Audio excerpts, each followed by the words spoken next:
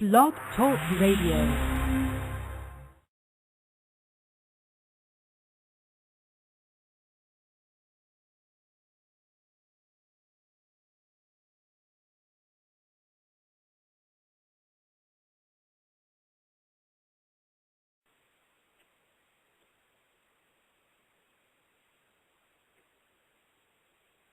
Hey everyone, thanks for joining into the Knicks discussion. Let's get to it now. We're supposed to have at Knicks Tape on Instagram joining us, but he's running a little late today, so we're going to get into it now. Let's start off with J.R. Smith. Now, J.R. Smith often gets mixed reactions from a lot of the Knicks fans. I don't know why. Me personally, I love J.R. Smith. I love his playing style. You know, I have nothing against J.R. Smith. The only problem, of course, is his streaky play, but we tend to live with that. He's the sixth man of the year. Now, J.R. Smith's new contract is for 3 years. It's not for 4 years. It's for about $18 million, not $24 million. And he had his surgery done on his left knee, which a lot of the Knicks fans were upset about because I know some. It's understandable. He gets the surgery, and we just paid him all that money that we paid him. Like, I know everyone was saying, why pay this guy the money, especially if he's coming off of a surgery. But you got to understand, guys, you're looking at, I don't blame Grunwald for giving J.R. Smith this deal at all because he's looking at the positive side of things. J.R. Smith comes back 100%. I feel his play is only going to increase because the only reason why, well, we're not going to give him no excuses. He played bad in the playoffs. He has to step it up. That's understandable.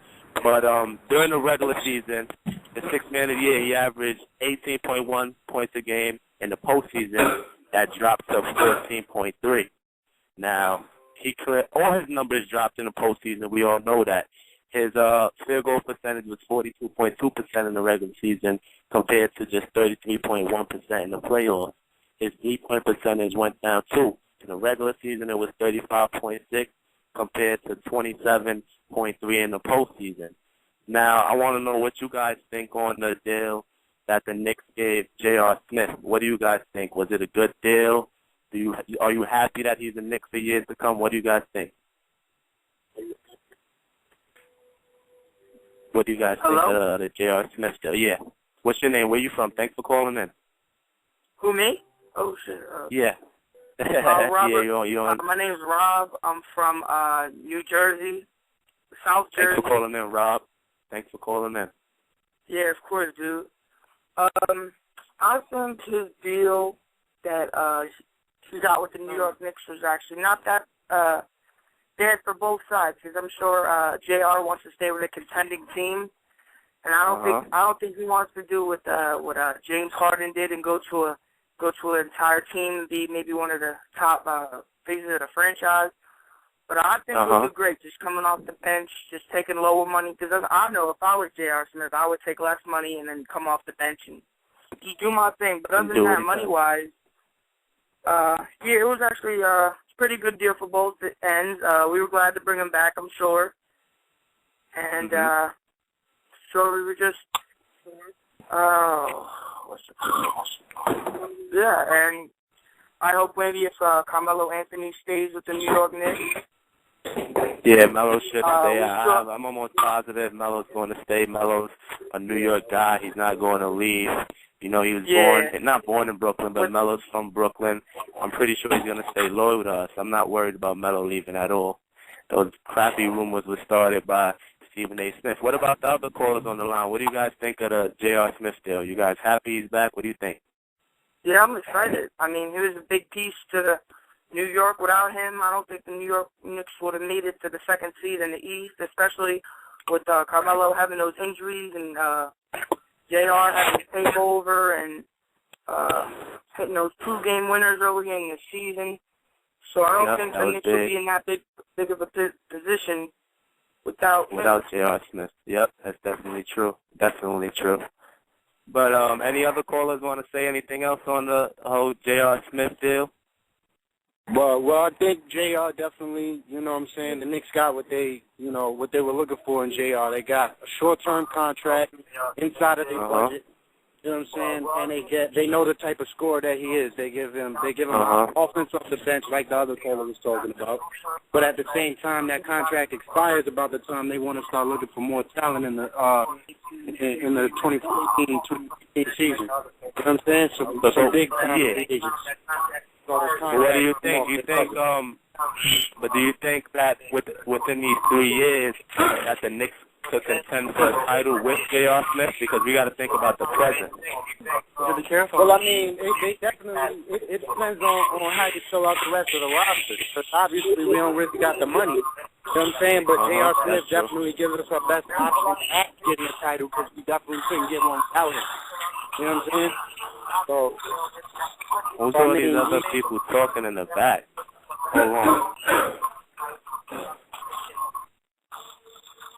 Let me cut some of these off real quick. Hello? Yeah, so let's go into the next topic here. We're gonna jump into the whole Metta World Peace deal, which also got mixed reactions from the Knicks fans. Now, Metta signed for a 2-year deal, $3.2 million. The second year is a player option, and we actually got Metta for cheap, in my opinion, because I'm pretty sure there's other teams out there who would have gave Metta more than that $3 million. But Metta obviously wanted to be a Knick. He's from Queensbridge. He's a New York guy, so he got to come back home, which is what he wanted to do. That's why he signed with the Knicks so quick, which surprised a lot of people. And I don't know if you guys heard the whole Metta World Peace interview, but Metta his interview was very convincing to me. I liked the things he was saying. You know, he was saying, I'm coming here to be Melo's soldier and Amari's soldier. He's willing to do whatever to win. He said, my whole goal of being in New York is to get a banner raised up top. He wants to bring a championship to New York. And, the pickup it opened a lot of the analysts' eyes. Magic Johnson said that Metta joining the Knicks made the Knicks a title contender. So, that's very big words right there. I honestly feel that Metta can push us over the edge. What do you guys think on the Metta deal? I think it was good. Knowing that we got him for what did you say, $3.2 million for 3 years? Yeah, $3.2 million. 2 years, yeah. That's amazing, dude. Knowing that you're right, like other teams were paying a lot more, just trying to add that piece to make themselves a good title contenders. Also, another thing that caught my eye, he likes to he really good defender, and him and Shump, very good defender. That's true. So then usually in the starting lineup, Shump usually plays the 3 and Melo plays the 4. So maybe want to bring Shump back to the 2 and maybe put some Metta into the 3 and maybe do a little 3 or the 4. Metta's a versatile. So Metta can play either the 3 or the 4. He can guard, and he can guard from the 2 to the 4. So that's going to help us out a lot. Woodson has a lot of flexibility now with the moves that were made. You know, he could switch things around based off of the moves that were made. I like the moves. I'm not mad at the moves at all. What do you other guys think about the Metta signing? Are you guys for it or against it?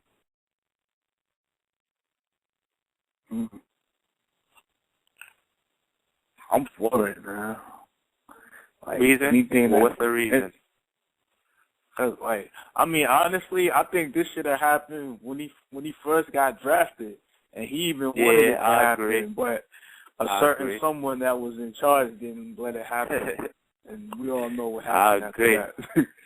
I think Metta's gonna bring. I'm all for it. And people don't understand that it's a difference when not only in basketball, when a professional athlete wants to play for a certain team. You know, that makes things a lot easier. That makes the player go harder. It shouldn't be that way, but when an athlete wants to play in a certain team or when he wants to be in a certain city, you know, that makes it way easier, and that improves the player's game, believe it or not. And being that Metta wants to be in New York, I guarantee you he's going to give 110% every night, and that's going to make a difference. He's not going to let his hometown crowd down.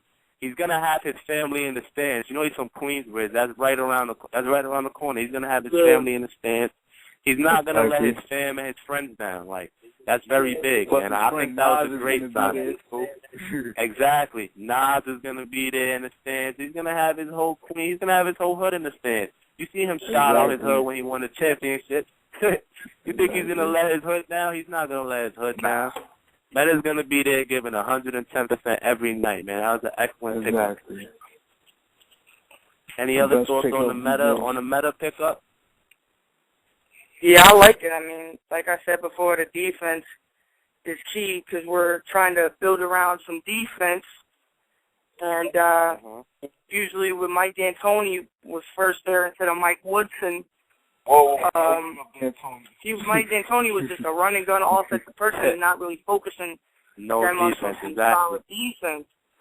So if you keep Mike Woodson, bring in a couple good defenders, work on defense, and that is key to the success of the New York Knicks. Because if you notice, when we versed Indiana in the second round of the playoffs, defense was struggling.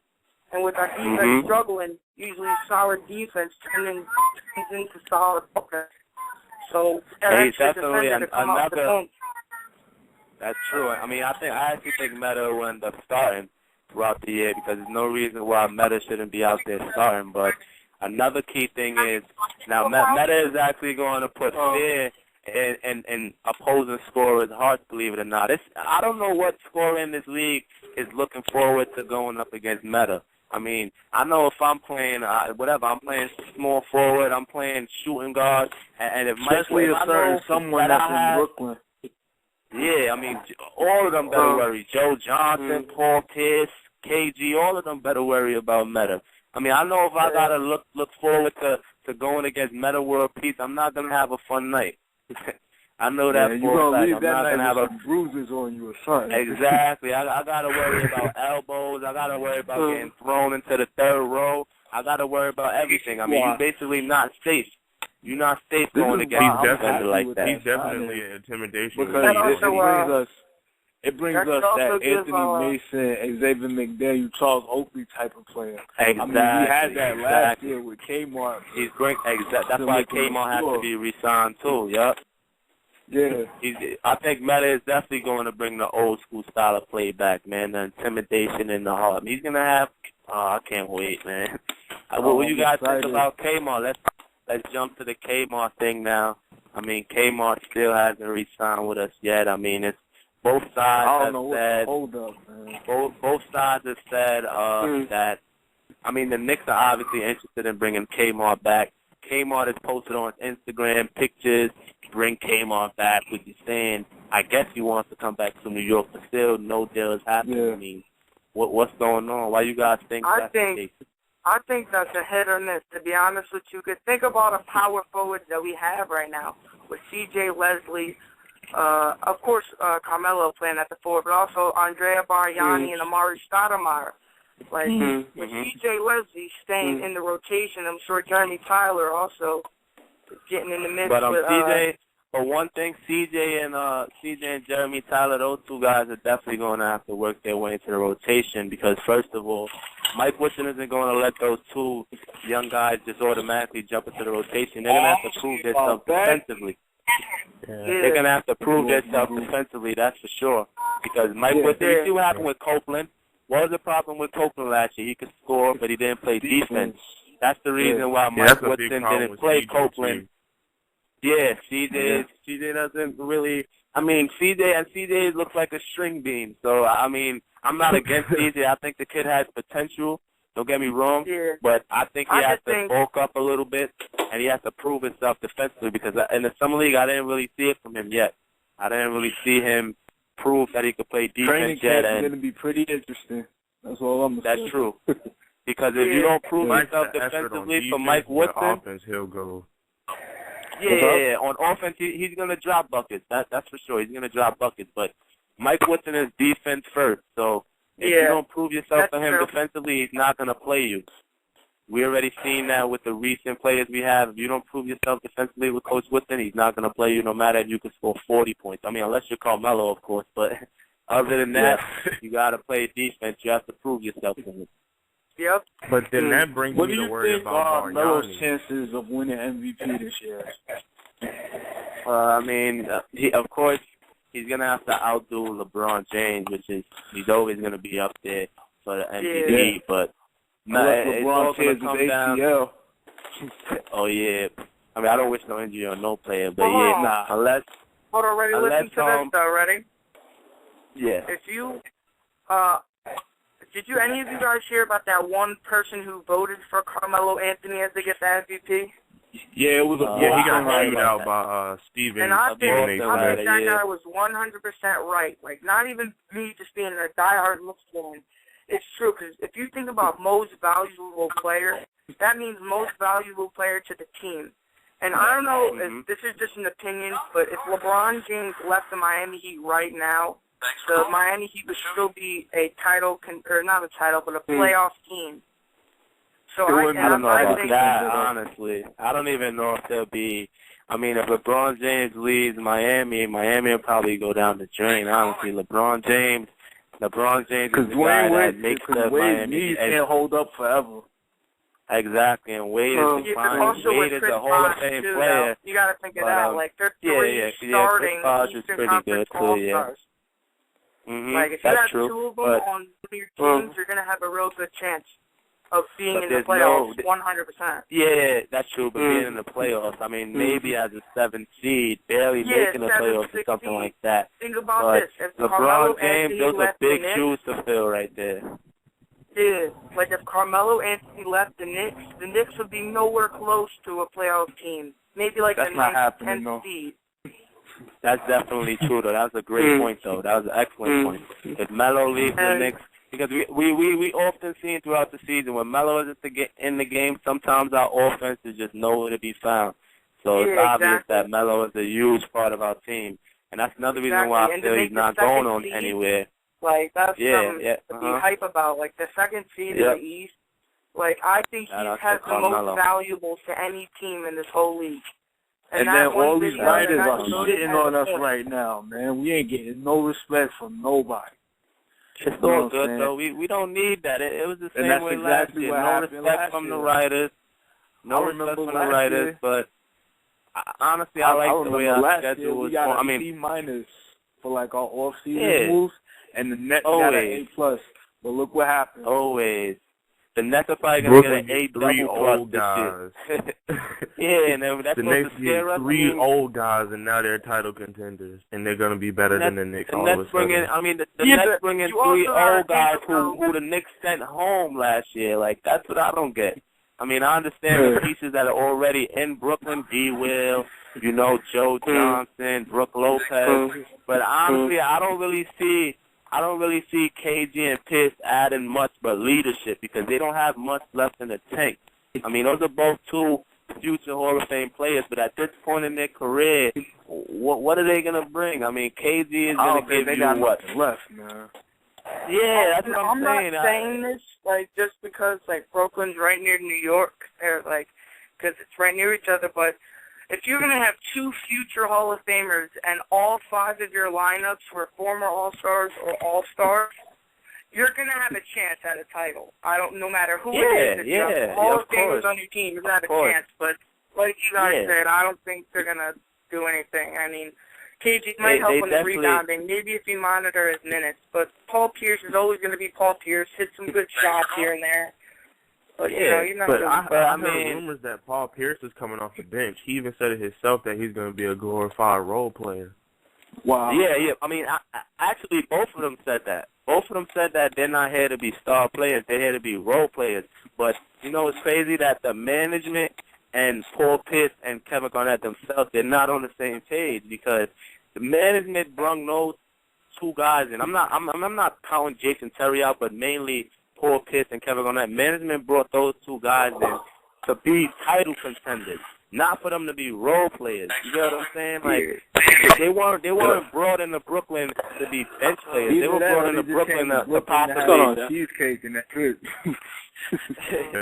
They were brought into Brooklyn to look. I mean, Brooklyn is trying to win a title this year. So if it doesn't happen for them this year, I mean, it's going all out the window for them, honestly.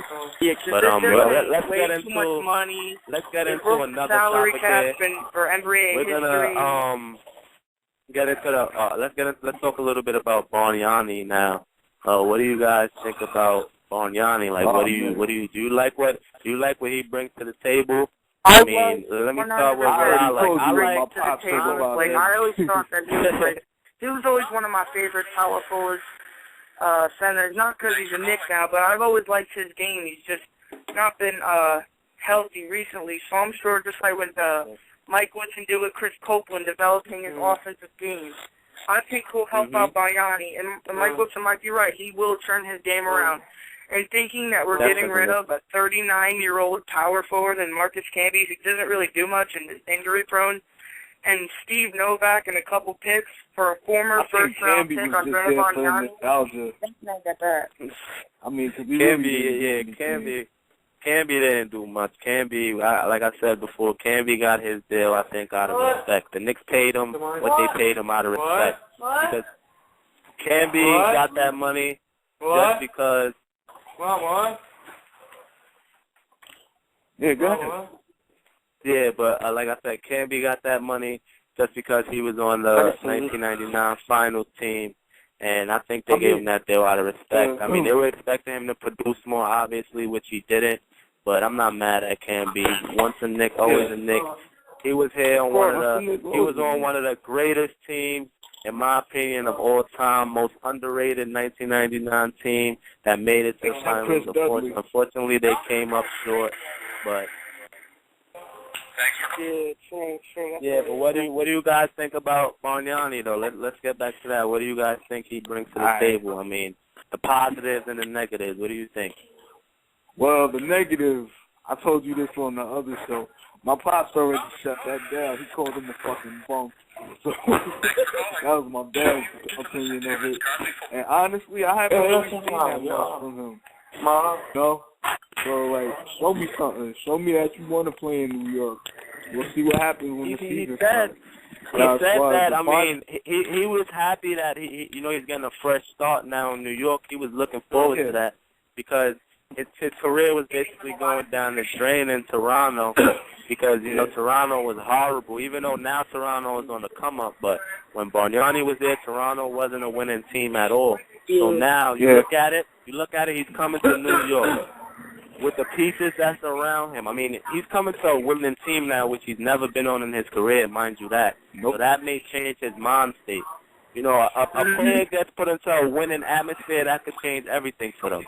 So the way I look at it is, let's give the kid a shot, man. He's gonna spread the floor. He can knock down the tray ball. He got a nice little mid-range jump shot. He can hit pick and pop, pick and roll, all of that. I mean, I think it's gonna be nice. His offensive fundamentals are like unstoppable. Like I was watching some highlights of him in Toronto, like on his good days, like when he wasn't injured. Like he has a little post game, little post turnaround. Reminds me of like a Pau Gasol type player. I think he knocks. He reminds me of a Dirk Nowitzki type of player too. Honestly, true, because he does have a really nice story. True. And he has a nice. And he's not that bad defensively, honestly. Defensively, I just hope he can go down and bang if he has to, man. He's not that bad defensively. I mean, I'm going to post. I don't know if you guys like me. If you guys like my page on Facebook, facebook.com/Knicks Discussion, I'll keep you posted. I looked into Bargnani. I knew who Bargnani was before we acquired him, but this guy is better than a lot of people think. He stays healthy. I guarantee you he's going to benefit the Knicks. And the thing that's going to surprise a lot of Knicks fans, like I said before, Bargnani is the missing piece to us possibly beating the Pacers. Because he's going to make Hibbert get out of the paint. That's huge right there. That's huge. Bargnani Hibbert has to step out and guard him. Like it's no if and Hibbert's not that fast anyway. Exactly. He's gonna blow right by Hibbert. I've seen it. The floor. Yeah, he got lucky with that block on Melo too. And if you're also going to be on the same team as Amari Stoudemire, learning from him, as he's a better learning from him, exactly. He's going to learn some defensive things from Chandler, which is going to be big for him, man. I'm all in for that deal, man. What do you guys think Tim Hardaway Jr. is going to bring to the table? Like I heard the Knicks, the same kind of toughness that his dad did. Buy out Marcus Camby anyway. Hopefully he could bring the same thing his pop did. That would be great. Steve Novak is always going to be a Knick. Like, he's one of my favorite three-point shooters in the world. But you got to do what you got to do to be a winning, contending team, and it's all strictly business. It's a business. At the end of the day, it's business. Novak wasn't even hitting the tray balls that he usually hits. I love Novak, nothing against Novak, but he's either, what does he bring? He brings either the tray ball or nothing else. No defense, nothing else. No defense. I'm sorry. In the corner. Yeah, that's it. And he either knocks that tray down or he doesn't. That's it. Oh, yeah, and also, I'm forgetting about, we also traded away Quentin Richardson, too. I'm not sure if that's 100% correct. Yeah, Q-Rich. Q-Rich, was he included in that deal? I'm not even sure. I know he's no longer. Yeah, he's in Toronto now. Oh, okay. It's just safety net, like, basically, like the I was hoping Q-Rich would have stayed, man. Yeah, I like Q-Rich, though. I like Q-Rich. I mean, he was just a bench player, get you hype guy. He was always the first one off the bench when something good happened. Shout out to him for that. But, yeah, let's get back to Tim Hardaway Jr. What do you guys think of him? What do you think he brings to the table? How do you think he's going to do in his first year? The same toughness that his father had when he played. You know? And hopefully he can be another step-down defender off the bench, too. Like we I don't had know with about Greg Anthony step-down defender. Because in the summer league, I've seen... no, I didn't see that in the summer league, though, honestly. I've seen Austin Rivers going at him. Austin Rivers had Tim Hardaway on skates, but hopefully that's just because he was getting his feet wet. Because that was in, I think that was in his first summer league game, if I'm not mistaken, when he was looking suspect on defense. Nervous.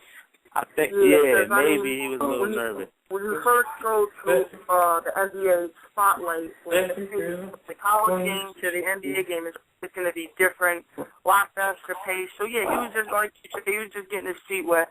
But I think he could be another, like a good shooter coming off the bench. You know, we like to shoot threes. He can knock that straight down, solid defense, like what he needs, and as his game develops by learning with all the veterans, as in Carmelo Anthony and JR, and I'm sure he'll develop into a really good, solid shooting guard. That's true. Hopefully, I mean, what is already on him too. Yeah, his dad is already trying to help him out. I mean, he works with his dad all the time, but his dad is actually, his dad does something for Miami in the office over there. I don't know. For them. Exactly. Yeah, he's a scout for Miami. But I just hope that, I mean, now that JR is hurt, because now the timetable, I don't even go by the actual timetable, because they say he's supposed to come back. Like, they say everything. They end up coming back either way earlier or way later. Exactly. I honestly think, I don't know if it's going to be, it might be a little later, honestly. But, let's see if Hardaway can gives, like, guys like maybe like Pablo Prigioni and Hardaway and Trump to just pick up their load and see what they got. Try out the rooks. Maybe lean on C.J. Leslie or Bargnani and some score and see what potential these young guys got. I think this team that we have assembled right now is like one of the best teams we had since the one that went to the finals. Because it's all I think so, too. Because it's all underdogs. Nobody's giving us a shot in hell. I think K-MART is the last piece, man. I think we add K-MART, we're ready to go. I think he's a must, though, honestly. K-MART is a must, in my opinion. And just imagine if him and Ron Artest playing together, that'll be like Ron Artest, Oakley, Sean. Man, you got all those defenders. Don't forget Murray. Murray's going to make the team. Yeah, he's going to provide, I'm telling you. Murray's going to provide off the bench. But also, I feel bad for JR's brother. He's thinking it up. Yeah, and I also think with our bench, like I thought this year and last year that we're still going to have the best bench in the NBA. Everybody was talking about the Clippers, but no, think about it. We got Tim Hardaway. We got I think the lineup, me personally, I think the lineup should be the 2-point guard lineup, because if you look at our record with Pablo Prigioni starting, it was fabulous. Yeah, the record, we're better with Prigioni in the lineup. That's true. Yeah. Because he doesn't do anything stupid. If you have like JR, Metta, Andrea Bargnani, and Amari Stoudemire coming off the bench with K-MART and all of our little role players, nobody's stopping us. I don't see it. Yeah, we're stacked. And, I mean, honestly, don't forget about Stat. He's unguardable off the bench, man. Unguardable. He gets him game back, working off with, the bench. yeah, working with, what's his name? Who's you working at? Team Olajuwon, him and Carmelo working with him, doing solid. Oof. Chandler should be working with them, but let's not get into that. Sure. Chandler need to work with X-Men or something. Get some damn toughness. Yeah, Chandler needs to work with a few guys, man. That's the sad part, man. He can't work with you. But yeah, the show is done, though, guys. I mean, the 30 minutes is up. Thank you guys for calling in. Stay tuned for future shows. Appreciate you guys calling. Thank you again. Shout out to New Jersey. Appreciate it.